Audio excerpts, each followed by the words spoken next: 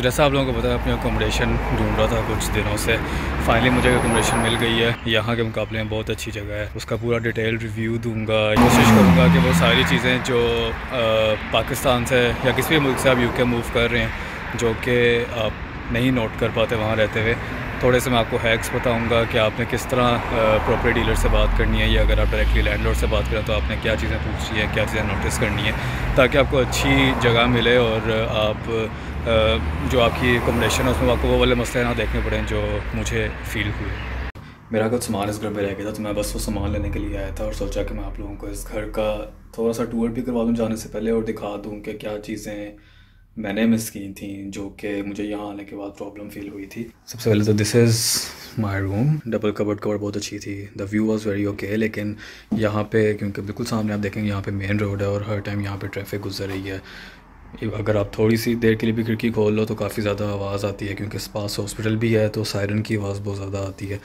तो पहली बात तो ये कि when you are coming from Pakistan और from any country to the UK, तो आप ये चीज़ देख लें कि अगर आपका जो अकोमोडेशन है वो हॉस्पिटल के पास है लेकिन मेन रोड पे ना हो तो ज़्यादा बेहतर है, क्योंकि मेन रोड पे अक्सर ये होता है कि पुलिस और एम्बुलेंसेस गुजरी होती है, उनका बहुत ज़्यादा शोर आपको कमरे में आएगा और वो तंग करेगा। मेरे लैंडलॉर्ड ने मुझे ये टेलीविज़न लेकर दिया था, क्योंकि जब मैं आया था तो दूसरे रूम में टीवी पड़ा हुआ था, क्योंकि मेरे रूम में टीवी नहीं है, तो उसने फिर मुझे एक टेलीविज़न लेकर दिया था, which was very nice gesture.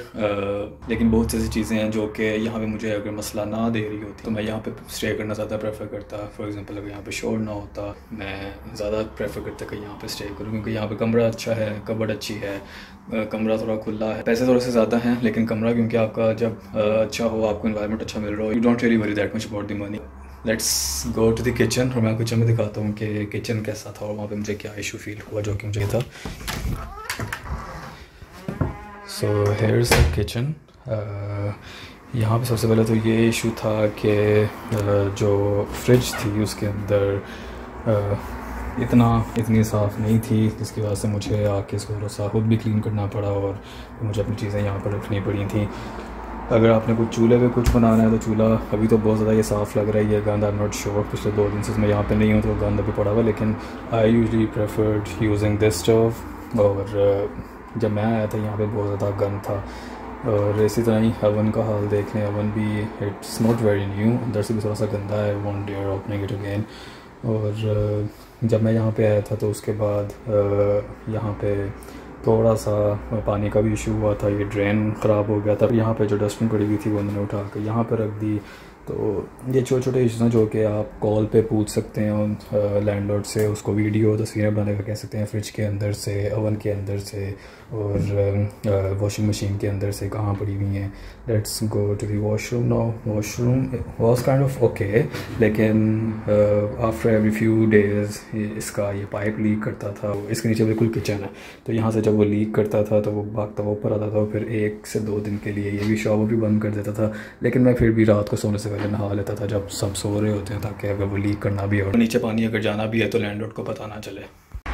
और फिर इसके अलावा जो मैंने चीज़ नोटिस की कि आप एंटर होते हैं और यहाँ से स्टेयर्स चढ़ के बिल्कुल ऊपर जाना है, there is no common area.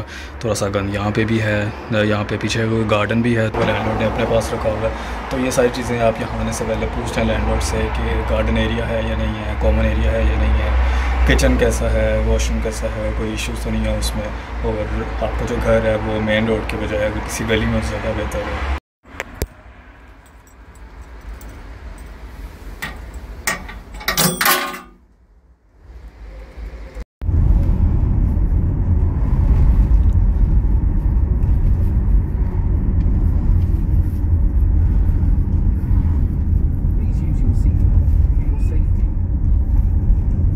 और मैं अब अपने दूसरे घर पे आ गया हूँ जहाँ पे मैं शिफ्ट हूँ। ये आपको मेरे बैकग्राउंड में कोई घर नज़र आ रहा है। Let me show you from the back camera.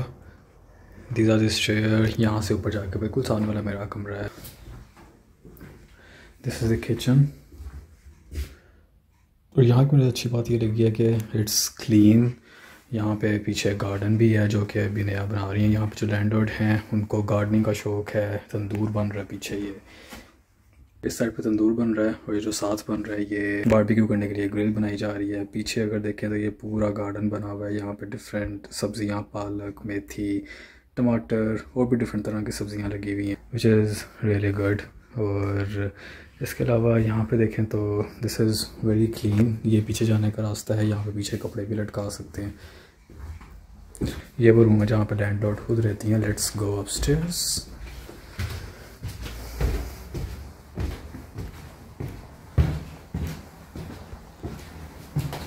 ये कमरा भी खाली है और ये आज रेंट पे चढ़ जाएगा मोस्ट लाइकली। यहाँ पे कंसल्टेंट आ रही हैं, लेट्स सी, क्योंकि अभी ये खाली है बिल्कुल, so I can show you around. ये कमरा थोड़ा सा महंगा है क्योंकि बिकॉज इट्स बिगर, मेरे बजट से थोड़ा सा बाहर था, क्योंकि जो साफ़ कमरे होते हैं जहाँ पे कारपेट भी नहीं होता वो घर थोड़े से महंगे मिलते हैं, क्योंकि लोग ज़्यादातर प्रेफर करते हैं कि सफाई सुथराई हो।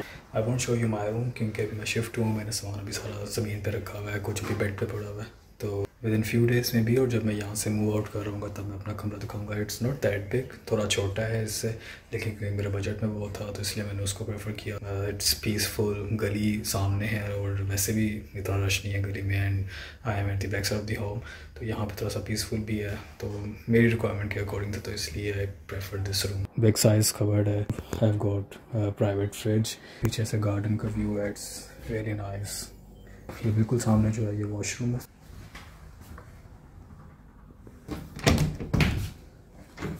जिन एप्लीकेशन से या जिन वेबसाइट से आप अपना घर ढूंढ सकते हैं वो यहाँ पे मेंशन कर दूंगा, और जो क्वेश्चंस आपने करने हैं वो मेरी वीडियो देख के आपको जो क्वेश्चंस समझ आई है, you can ask those questions from your landlord या प्रॉपर्टी डीलर, और उस टाइम की रियल पिक्चर्स और रियल वीडियोस उनको हैं तो ज़्यादा बेहतर है।